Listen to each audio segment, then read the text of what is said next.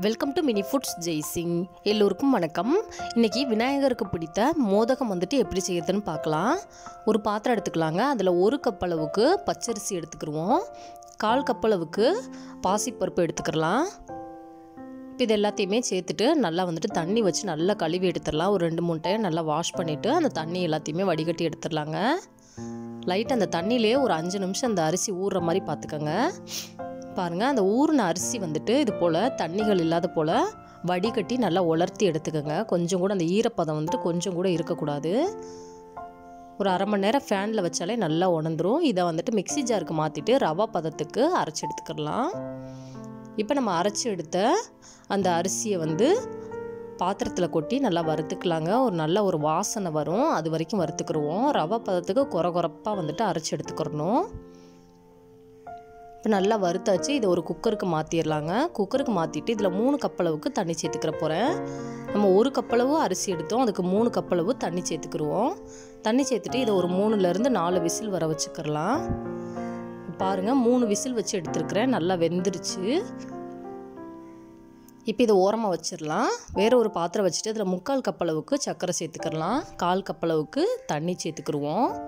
இது நல்லா கொதிச்சதுக்கப்புறமா இதை வடிகட்டி இதே பாத்திரத்துக்கு மாற்றிடலாம். பாருங்க, இப்போ நல்லா கொதிச்சிருச்சு. இப்போ நம்ம வேக வச்சு எடுத்துருக்கிற அரிசியை இதில் சேர்த்துருவோம். அடுப்பை மிதமான தீயிலே வச்சுக்கோங்க.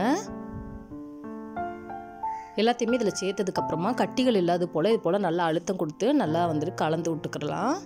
அந்த வெள்ளைப்பாகு எல்லா பகுதியிலையும் படுற மாதிரி. நீங்கள் 3/4 கப்பில் இருந்து 1 கப்பு வரைக்கும் வெல்லம் சேர்த்துக்கலாங்க. உங்களோட இனிப்பு சுவைக்கு ஏற்ற மாதிரி சேர்த்துக்கோங்க. பாருங்கள், பாத்திரத்தில் ஒட்டாமல் நல்லா திரண்டு வந்துருச்சு. இந்த அளவுக்கு பதம் வந்தால் போதும். இப்போ இதில் 1/4 ஸ்பூன் அளவுக்கு ஏலக்காய் பவுடர் சேர்த்துக்கிடுவோம்.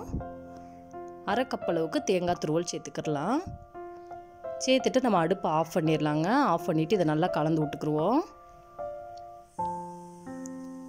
நல்லா கலந்தாச்சு. கலந்துட்டு இது ஒரு கை பொறுக்கிற சூடு பதம் வரணும். வர வரைக்கும் இறக்கி நம்ம ஆற வச்சு எடுத்துக்கலாம். இப்போ நல்லா ஆறிடுச்சு ஓரளவுக்கு. இப்போ இதில் ஒரு 2 ஸ்பூன் அளவுக்கு நெய் சேர்த்துக்கிடுவோம். நெய் சேர்க்கும் பொழுது நல்லா வாசனையாக இருக்கும். நெய் சேர்த்துட்டு இது போல் நல்லா பிசைஞ்சு கொடுத்துக்குங்க.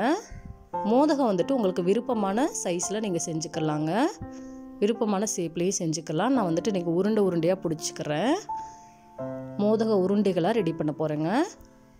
நீங்கள் இது போலையும் செய்யலாம், இல்லாட்டினா இது போல் கொழுக்கட்டை அச்சு மோதக அச்சு இருக்குதுல, இதுலேயும் வச்சு நீங்கள் செய்யலாங்க. எல்லாத்தையுமே இது போல் ரெடி பண்ணி முடிச்சுட்டு இதை நம்ம 10 நிமிஷம் வேக வச்சு எடுக்கணும். இது போலையும் அழகாக நம்ம ரெடி பண்ணி வச்சுக்கலாம்.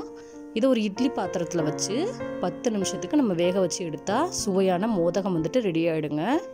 இந்த வீடியோ பிடிச்சிச்சுன்னா லைக் பண்ணுங்கள், கமெண்ட் பண்ணுங்கள், உங்கள் ஃப்ரெண்ட்ஸ் அண்ட் ஃபேமிலிஸ்க்கும் ஷேர் பண்ணுங்கள். இதே போல் சிம்பிளான ரெசிபிஸ் வீடியோ தொடர்ந்து பார்க்குறதுக்கு மறக்காமல் mini foods Jaisingh channel subscribe பண்ணுங்கள். தேங்க்ஸ் ஃபார் வாட்சிங்.